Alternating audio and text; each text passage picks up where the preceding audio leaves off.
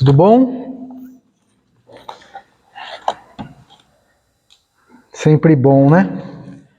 Conversarmos sobre a doutrina, sobre o Evangelho, sobre as leis naturais, o Evangelho de Deus,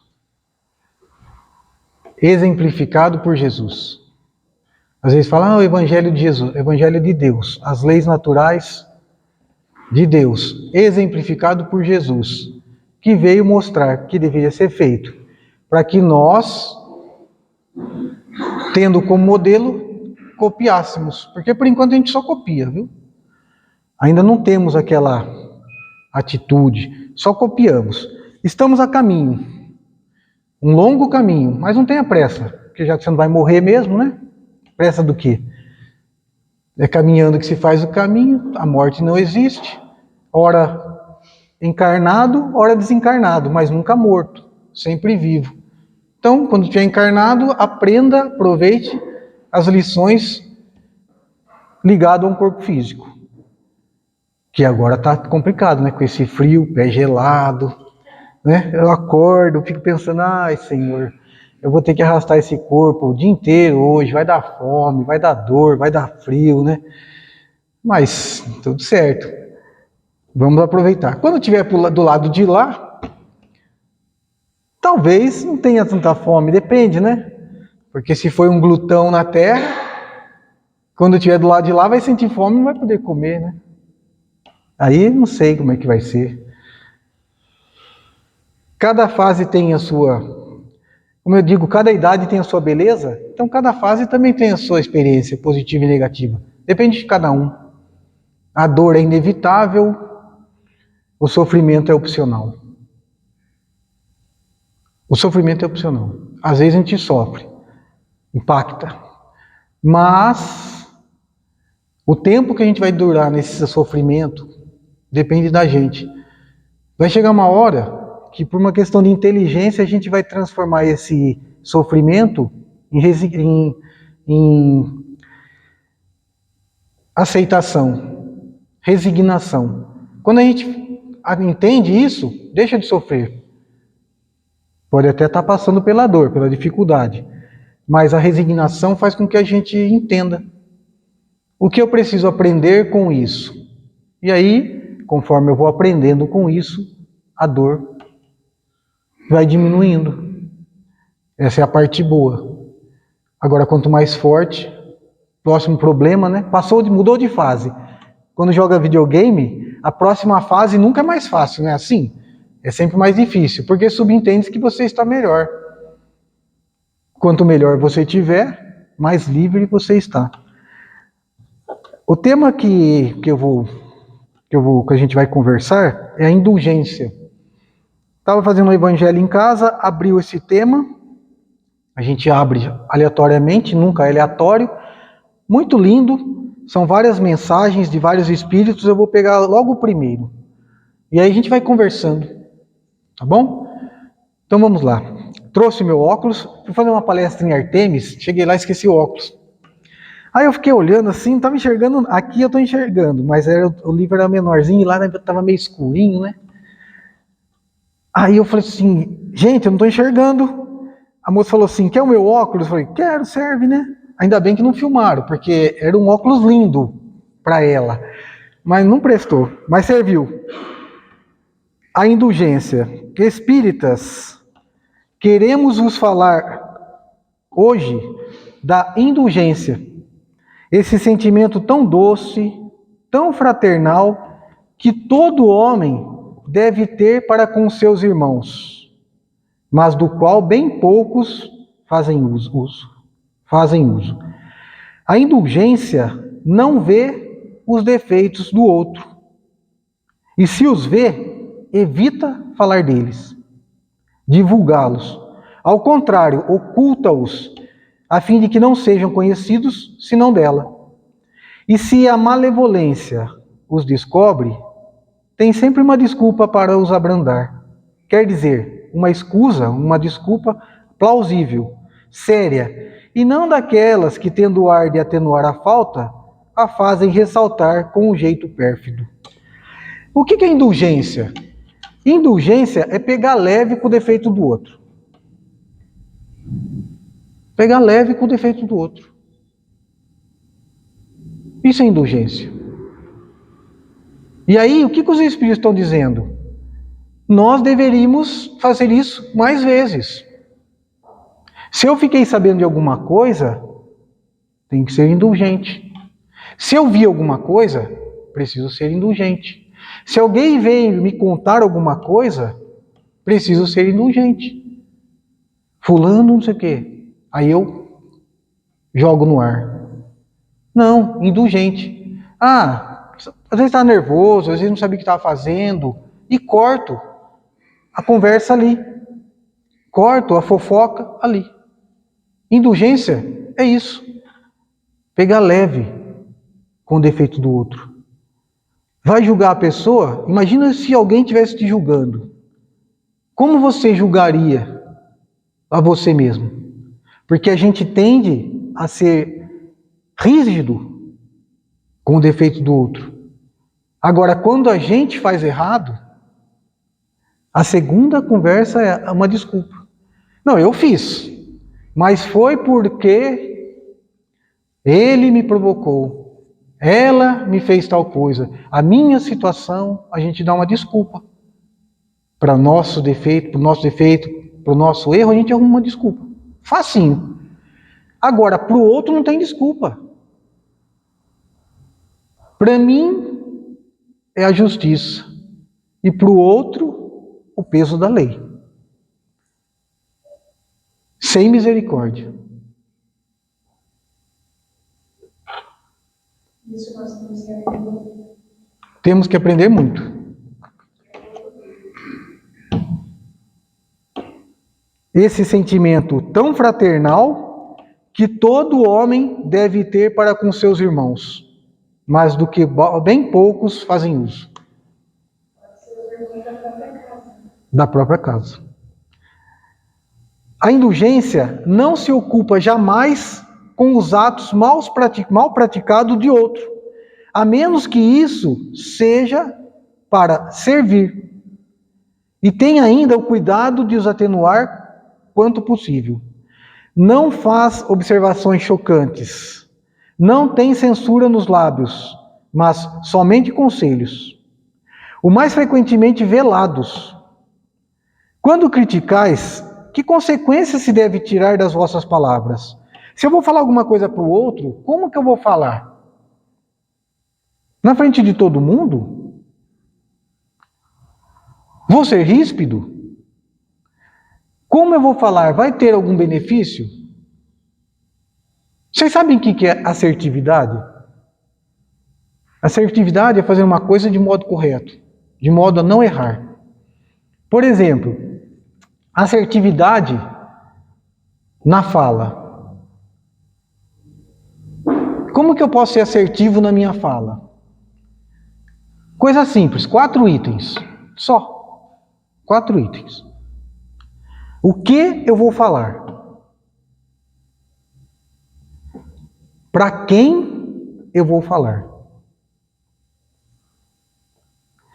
Como eu vou falar? E o quarto, que hora eu vou falar? Só isso. Simples. Estou tentando ser assertivo faz 52 anos. Não está prestando, mas eu vou chegar lá. Então eu vou falar uma coisa que aconteceu. Tá. Aí eu vou falar, vamos lá, vou pegar o César que está aqui. Aí eu vou falar para quem eu sei o que eu tenho que falar, certo? Aí eu sei para quem falar, para o César. Beleza. Como eu vou falar isso para o César, conhecendo o César como eu conheço? E que hora eu vou falar isso? Imagina num relacionamento marido e mulher. Você sabe o que você quer falar. Você sabe que é para o cônjuge. Você até sabe como que fala com a pessoa. Só que você pegou a pessoa num dia ou num horário ruim. Acabou de chegar do serviço, está estressado. Você está com razão. Você falou de um modo correto. Falou para a pessoa certa no momento errado. Às vezes você chega no momento certo. Você fala o que você tem para falar, com a pessoa que você tem que falar, no momento certo. Mas aí você fala do modo errado.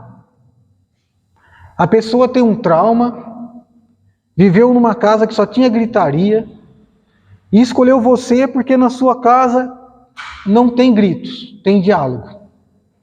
Mas às vezes, como um ser humano, às vezes você falha.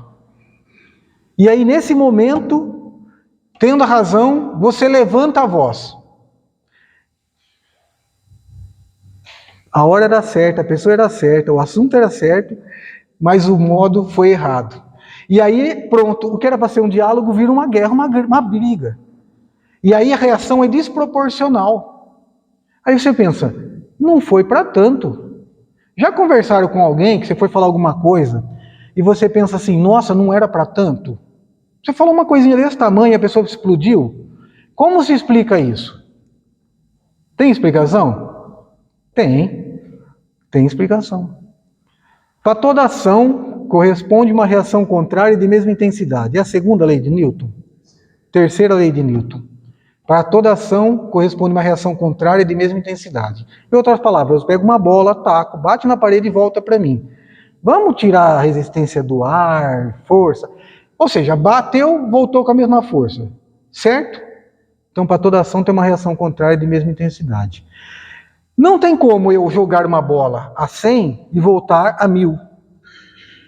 Foi desproporcional. A não ser que seja um material e tal. Então, se eu falei uma coisa para uma pessoa e a reação foi desproporcional, a causa não foi o que eu falei.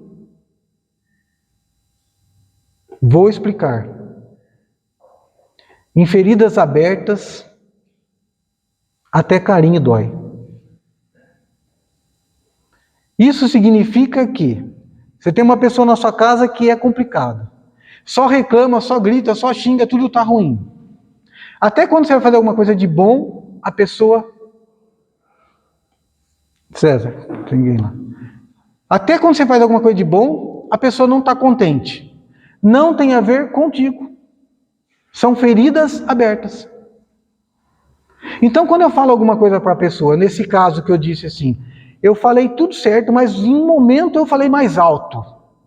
Despertou aquilo que a gente chama de gatilho. Tocou naquela ferida aberta, porque na casa dela o pai gritava com a mãe, todo mundo gritava com todo mundo. Então aquilo fez com que ela lembrasse do que acontecia com ela antes. E aí ela não está mais só respondendo para você. Ela está respondendo para aquela pessoa que a feriu, mas como é você que está na frente dela. Aí vem o bom senso. Quando você estiver conversando com uma pessoa e a reação for desproporcional, você para, escuta, não responda. A única coisa que você tem que pensar é, essa pessoa não está respondendo para mim. Entendeu? É lógico, né? É muito simples. Não estava no script, mas você perguntou. E eu tenho essa mania, a pessoa pergunta, eu respondo. Isso me coloca em cada enrosco, velho. Eu preciso aprender a parar e responder. Tem coisa que a gente não precisava falar. Mas hoje, aqui, pode perguntar que estamos respondendo. A indulgência é isso. A pessoa começou a gritar. Pô, pega leve. Não precisa. Com quem você pensa que está falando? Aí você sabe das brigas e ainda fala assim, tá pensando que eu sou seu pai, pronto. Aí complicou, porque já era o pai. Tá pensando que eu sou sua mãe? Tá pensando que eu sou seu ex? Tá pensando que eu sou a sua ex? Já era o ex. Aí, pronto, incorpora, né? Joga sal, sai que esse corpo não te pertence. Não é assim, indulgência. Às vezes a pessoa está nervosa. Às vezes a gente toca em feridas abertas, não sabe. Tem que ter paciência. Ah, eu não tenho. Não relacione-se. Vai morar numa ilha deserta. Você não vai aprender a calma nunca. Né? Porque ermitão não aprende a calma. É uma belezinha enquanto não tem ninguém na ilha. Mas se o macaco roubar a comida dele, ele quer matar até o macaco. Então cadê a paciência?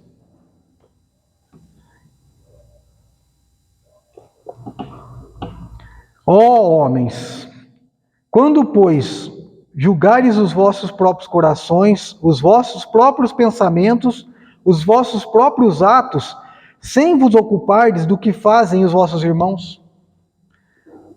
Quando não abrirei os vossos olhos severos, senão sobre vós mesmos? Sede, pois, severos para convosco, e indulgentes para com o outro. Pensai naquele, em Deus, que julga em última instância, que vê os pensamentos secretos de cada oração e que, por seguinte, desculpa as faltas que censurais. Deus desculpa nossas faltas. E que vós, que proclamais tão alto anátema, tenhais talvez cometido faltas mais graves. Anátema é expulsão. Quando a pessoa vai desculpar, vai pedir uma desculpa, eu errei, me desculpa, anátema. Está expulso, está excluído. Nós não aceitamos. Acaba aqui. Interessante, porque a gente vai falar assim. Quando Kardec perguntou aos espíritos qual o verdadeiro sentido, não é o sentido, qual o verdadeiro sentido da palavra caridade? Porque a máxima do Espiritismo é: fora da caridade não há salvação. Então Kardec perguntou assim: qual o verdadeiro sentido da palavra caridade?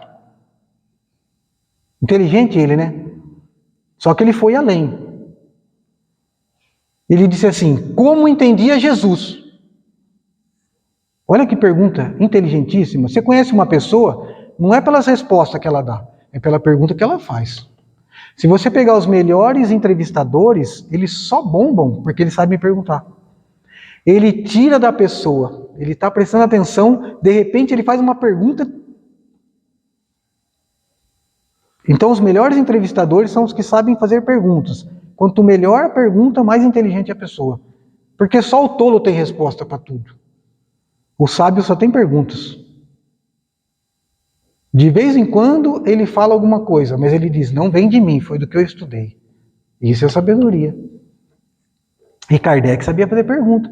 Se fora da caridade não há salvação, e se Jesus é o modelo, guia da humanidade, o espírito mais perfeito que passou na Terra, eu só quero saber o verdadeiro sentido da palavra caridade, como entendia o espírito mais puro que passou na Terra. Inteligente a pergunta, né? Sem se esquecer de que o próprio Jesus disse: o Filho do Homem não tem uma pedra para encostar a cabeça. Ou seja, dinheiro não tem, né? Certo? Dinheiro ele não tinha. Jesus foi o ser humano, o ser que encarnado na Terra, foi o mais caridoso que passou, com certeza. E como ele foi o mais caridoso, nem dinheiro ele tinha? Como é que pode ser caridoso se nem dinheiro ele tinha? É possível. Então Kardec perguntou. E aí os espíritos responderam 3 palavras: benevolência para com todos. Querer bem a todos. A segunda, indulgência com as falhas alheias. Olha a indulgência aí. E a terceira, perdão das ofensas. Querer bem a todos, que é o amor ágape. No próximo, para quem não sabe, ou não lembra, ou ainda estudou, mas quer recordar, no próximo estudo, estuda isso. Tem o amor eros, que é o amor sensorial, físico. Aí você tem o amor filia, que já é uma evolução, que tem a ver com as amizades, o parentesco, o clã, já aumentou a rede. E depois o amor ágape, que é o amor que Jesus sentia, que é um amor por todos, indiscriminadamente. Eu amo. Então Jesus amava o espírito que estava naquele corpo, nessa ou naquela condição, fazendo isso ou aquilo. O amor ágape. Então benevolência para com todos, caridade, querer bem. Indulgência, pega leve. E perdão das ofensas. Não precisa de dinheiro. Não precisa de dinheiro. Só que tem momentos que a gente fica numa situação complicada. Porque nós estamos vivendo uma tensão, sempre houve. Não, todas as épocas da humanidade houve tensão. E como eu estou encarnado agora, é agora que eu estou sentindo tensão, né? Quando eu estava encarnado em outras ocasiões, tinha aquela... E daqui, não sei quando, também terá. Porque é um planeta de expiações e provas, é assim que é. Então nós estamos vivendo um momento tenso porque é assim que é. Então eu não posso muito emitir algumas opiniões. Porque se eu emitir algumas opiniões, eu me complico. Então, às vezes, a gente opta em não se meter em confusão. Mas tem momentos que não dá. Porque se a questão é de cunho cristão, você tem que se posicionar. Seja o seu falar sim ou não. Momento tenso. E quando o bicho pega, a gente foge. Jesus viveu um momento tenso o tempo todo. O tempo todo.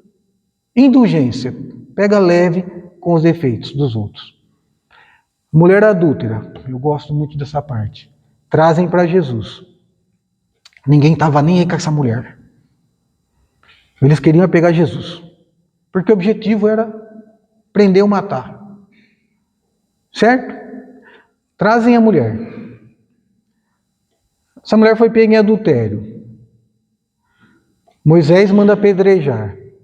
E vós? Momento tenso. O que esse homem ia responder? Tenso ou não? Ele podia se negar? Indulgência. Ela foi pega em adultério. Indulgência com as falhas alheias. Agora, quem trouxe teve indulgência para com ela? Nenhuma. Mas Jesus sabia. Jesus sabia que eles não tiveram indulgência. Então ele usou a indulgência para com eles mesmos. Quem nunca pecou, atire a primeira pedra. Saiu de uma situação tensa, de modo tranquilo. Foi cristão. No caso, foi cristão, ele já era o Cristo, né? Foi um espírito puro. Foi um servo de Deus. Não se desculpou, falou, não tem nada com isso, não é da minha tribo. E depois a mulher ainda fala assim, Senhor, e agora? E ele pergunta, mas cadê aqueles que te acusavam? Foram todos embora, então eu também não te acuso. Também não te acuso. Indulgência. Para com quem? Para com todos. Dá para ter indulgência para com todos? Pegar leve nas falhas, no defeito dos outros? Dá para pegar leve? Jesus na cruz disse, perdoai-os. Senhor, perdoai-os. Não sabe o que fazem. Indulgência, pega leve. São crianças espirituais. Não têm noção do que estão fazendo. Porque nós que estávamos encarnados naquela época, não fizemos nada demais, nós só crucificamos Jesus. Sem ter noção das consequências. É como uma criança colocando o dedinho na tomada, não tem jeito. E aí a gente ia ter que passar por algumas experiências para entender que não se crucifica uma pessoa, nem que faz o mal, muito mais quem faz só o bem. Porque, infelizmente, no nosso planeta, a justiça é vingativa, né? Não é pedagógica. E pegaram a pessoa fazendo não sei o quê. Aí lixar a pessoa. Foi feito justiça com as próprias mãos. Não, isso não é justiça com as próprias mãos, isso é vingança. Não é vingança? Eu estou tentando matar no outro aquilo que eu não consigo eliminar em mim. Eu sou severo para com o outro. Mas eu sou indulgente. E se descobrissem o que eu já fiz? Será que eu teria uma desculpa? Sede indulgentes, meus amigos, porque a indulgência atrai, acalma, reergue, ao passo que o rigor desencoraja, afasta e irrita. Caridade. A caridade é a benevolência, a indulgência e o perdão das ofensas. Tem vários tipos de caridade. Não tem? Tem a caridade de ver? Tá frio? 15 dias atrás morreu um cara de frio lá em Rio Claro.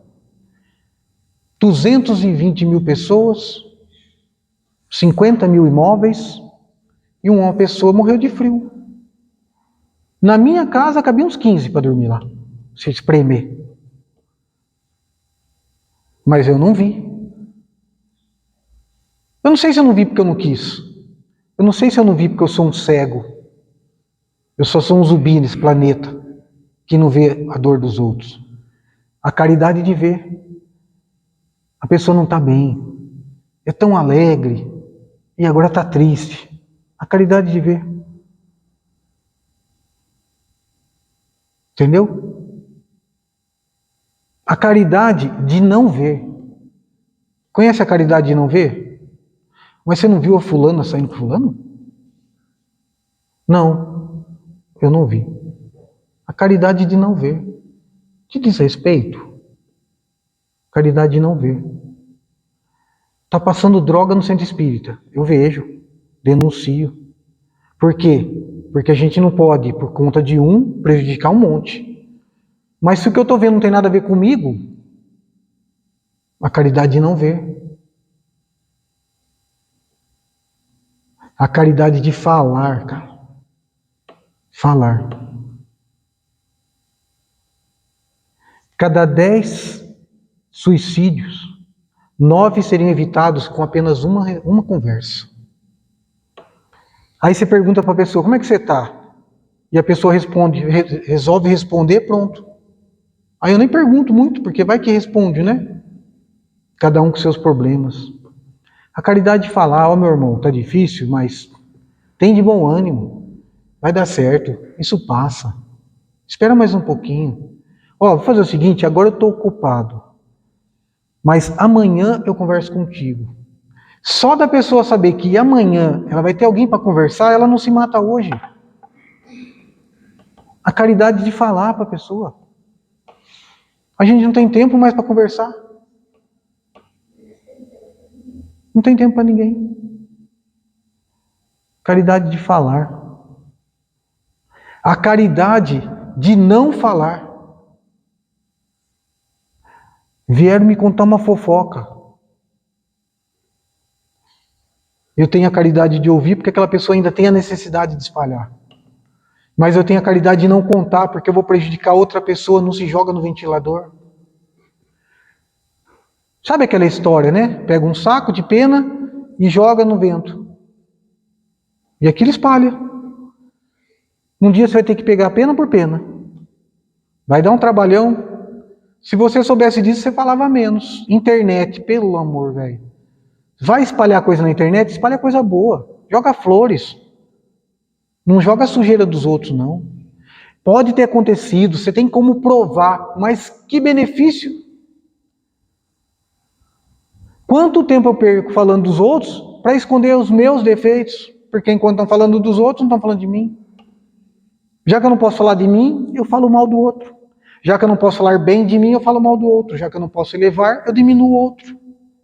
A caridade de não falar. Não falar. A caridade de ouvir. Como é que você está? Estou mal. O que está acontecendo? Não, mas eu não quero fazer você perder tempo. Não, mas 2, 3 minutos a gente dá um jeito. Conta. O que está acontecendo? Ouvir. Ouvir a pessoa falar. Alivia. Vocês sabem que a doença sai pela boca, né? Falar alivia. E se você não fala, dá dor na garganta, tosse seca. Então você fala. E a pessoa ouve. Mas ouvir. Não é fingir de conta, fazer de conta, fingir. É ouvir. Prestar atenção. Aí você pergunta, tá, mas e o que precisava acontecer para ficar bom? Ah, tal coisa. Ah, mas isso eu posso te ajudar. Quem pode ajudar você a fazer isso que você está dizendo que se acontecesse ficava bom? Tal pessoa. Você ajuda a pessoa. Ela mesma tem. Eu não tenho a resposta do seu problema. Não fui eu que criei seu problema. Você tem. Aí eu escuto. Daí a importância do atendimento fraterno na casa espírita. Quantas pessoas deixaram esse pensamento suicida, ou se vingar, ou não sei o quê, porque veio aqui uma conversa e a pessoa chora, e aí ela vem, você acolhe, encaminha, orienta, vai para o estudo. Quantas pessoas ouviram?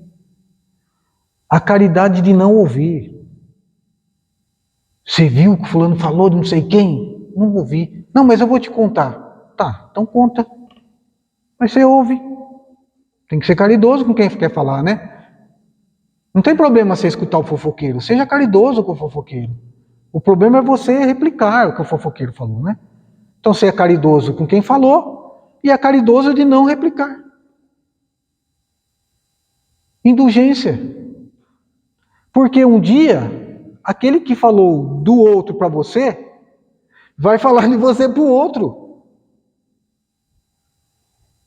Se você estiver numa mesa, todo mundo estiver fofocando de alguém, a hora que você levantar, adivinha. Mas esse aí também, viu? Aí você vai reclamar para quem? Você vai reclamar para quem? Meus caros amigos, essa já está na página 181, falando da indulgência. Cada dia ouço entre vós, vejo que faltais com a indulgência para com os vossos semelhantes. Não lhe perdoais nada, e vos erigis em juízes frequentemente severos.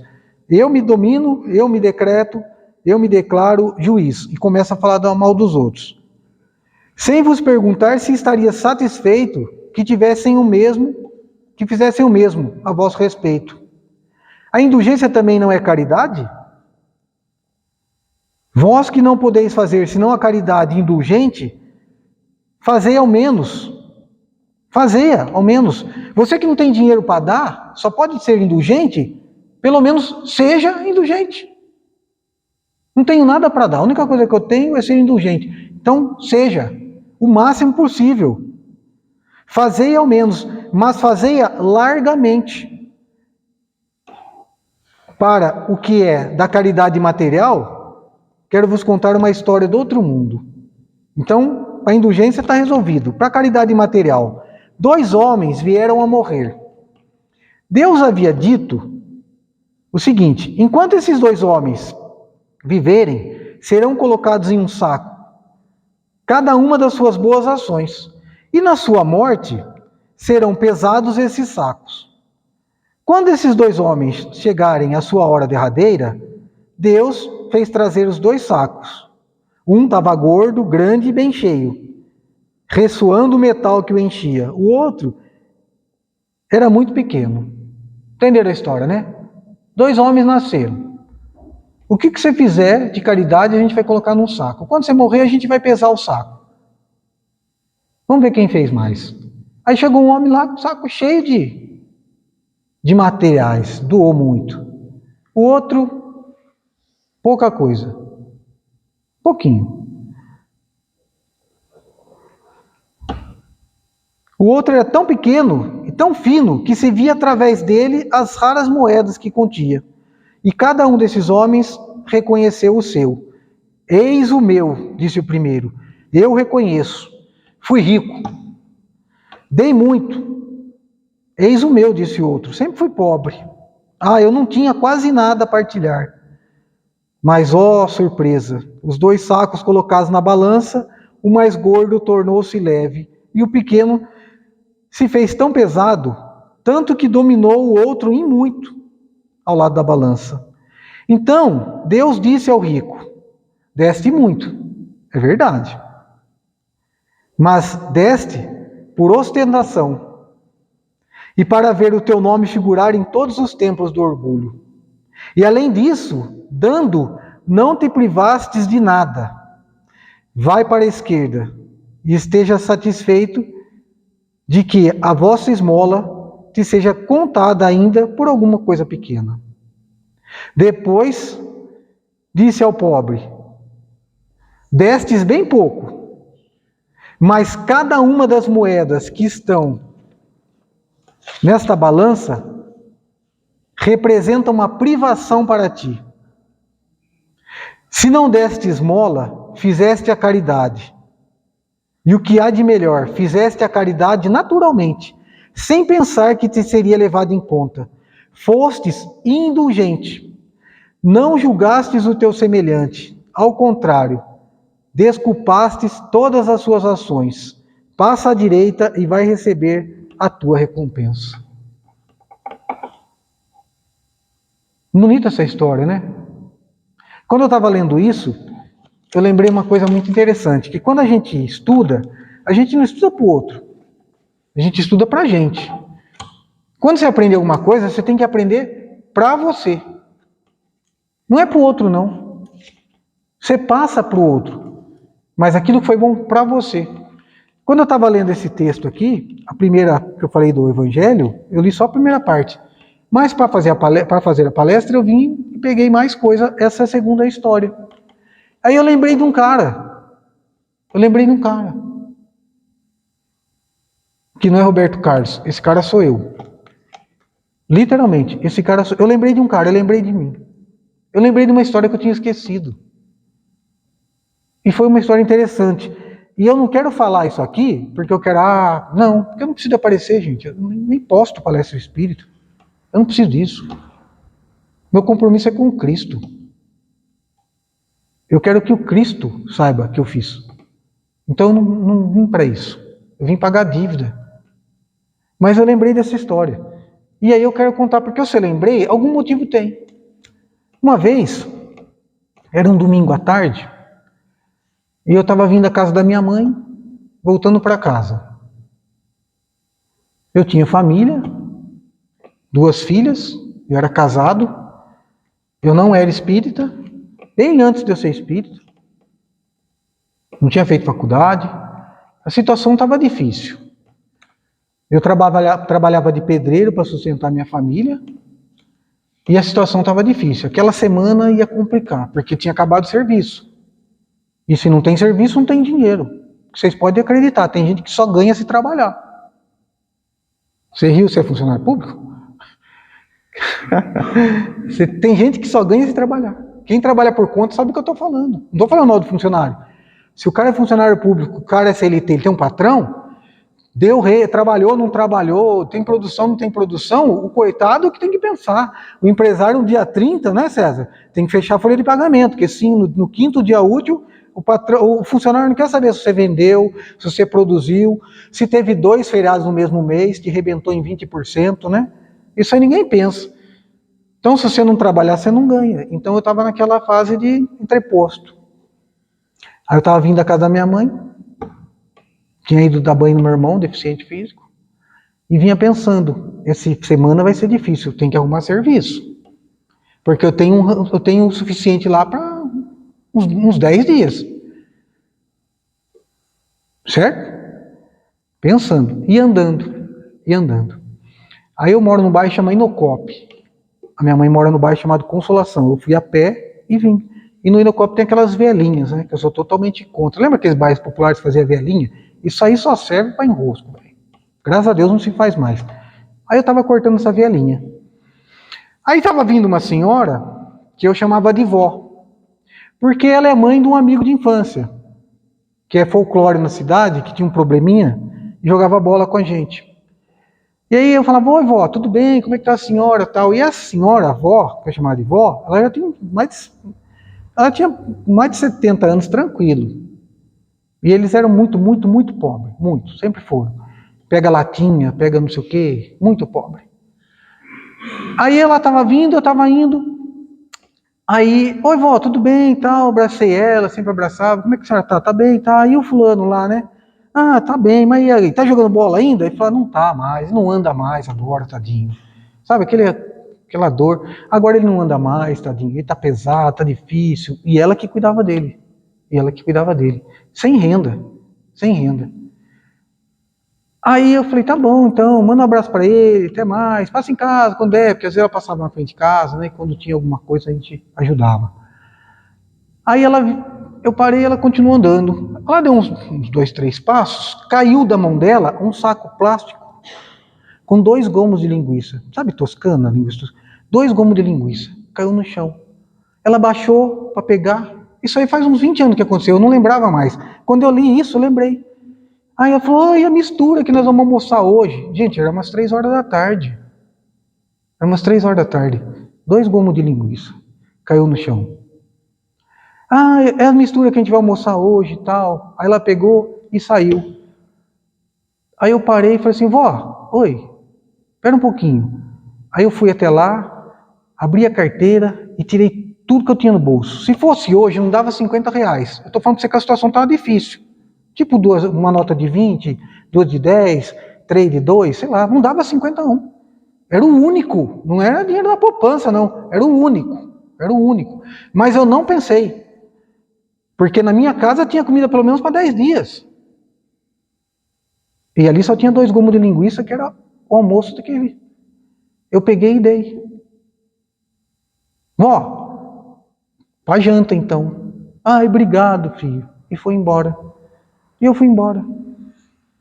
Aí quando eu li isso, sabe o que eu pensei? Cadê aquele cara de 20 anos atrás? Tá aqui em algum lugar. E eu tenho que achar. Hoje eu não faria. Por que não? Não me faz falta. Por que não? Dou R$ 10 de vez em quando no semáforo? Tem que ter gente pedindo sopa para me sentir bom? Cadê aquele cara? Fiquei com vergonha de mim hoje. Falei, caramba, velho. Esse cara tá aqui. Só que esse cara não sou mais eu. Ou sou eu, mas não tá manifesto. Então, perder tempo com a vida dos outros, não. Perder tempo com a vida dos outros, não. Só perca tempo com a vida do outro se for para fazer bem ao outro. Se for para fazer mal, não se meta nisso. Sabe por quê? Porque a vida cobra. A vida cobra. Eu não tinha nada e estava pagando um boleto gigante. Agora eu tenho um monte de coisa e o máximo que eu faço é um Pix. Um Pix. Feijoada. Pix. Ô vô, comer um hambúrguer. Um Pix. Um Pix. Cadê esse cara? Lembro quando eu voltei, da primeira vez que eu fui na casa do Chico Xavier, em Uberaba. Quando eu entrei na casa do Chico, aquele quartinho dele que você estende a mão assim, não tem 2,5 metros. Aquela caminha, um guarda-roupinha, um criado mudo.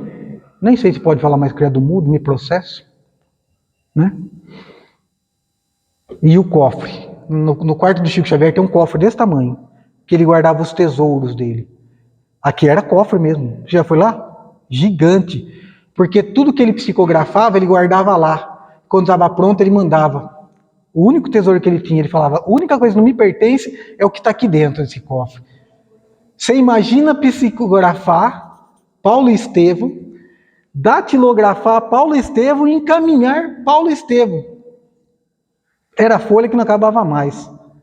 Quando eu entrei na casa do Chico, eu olhei e pensei, nossa, só isso?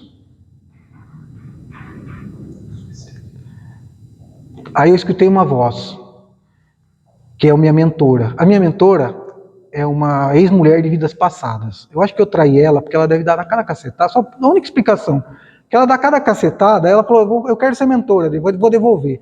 Não, ou inimigo, não pode. Porque, sabe aquela cabritinha que dá uns coices, que pega, que dói? É muito ignorante. Aí eu falei assim, nossa, só isso? Aí a voz veio e falou assim, então, ele com só isso fez tudo aquilo.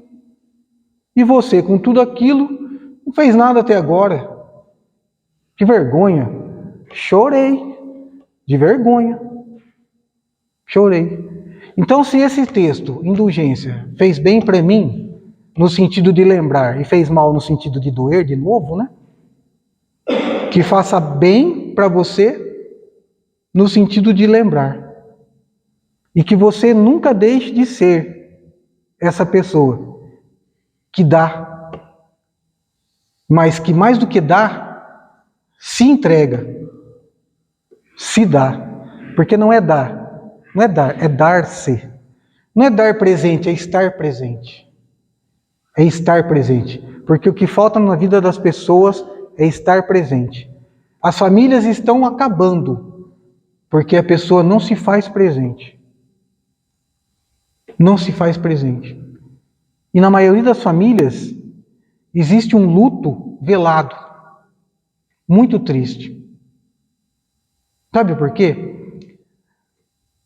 Porque se eu perco alguém porque morreu, eu sei onde está. Eu vou no cemitério, eu vejo, morreu.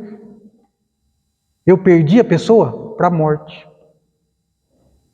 Mas se eu vivo com alguém e só brigo, não converso mais, eu perdi a pessoa para a vida. Eu troquei a pessoa pelas coisas, pelos passeios, pelo orgulho. Perder uma pessoa para a morte, você sabe onde está. Mas perder uma pessoa para a vida, fazer com que tudo seja mais importante do que a pessoa com quem convive com você, isso é triste demais. E injustificável. Injustificável. Certo? Obrigado. Vamos pensar a respeito, né? E boa semana a todos. E sejamos indulgentes para com os outros. E sejamos indulgentes para com a gente também, né? Também não precisa carregar uma culpa, porque a culpa aprisiona. Ó, errei. Vou reparar. E vida que segue. Perdoai as nossas ofensas à medida que perdoamos os nossos ofensores. Perdoai as nossas dívidas à medida que perdoamos aqueles que nos devem. O caminho está dado, né? Jesus fez, mostrou e disse: fazei como eu. Amai-vos uns aos outros como eu vos amei. Boa noite, pessoal, e obrigado.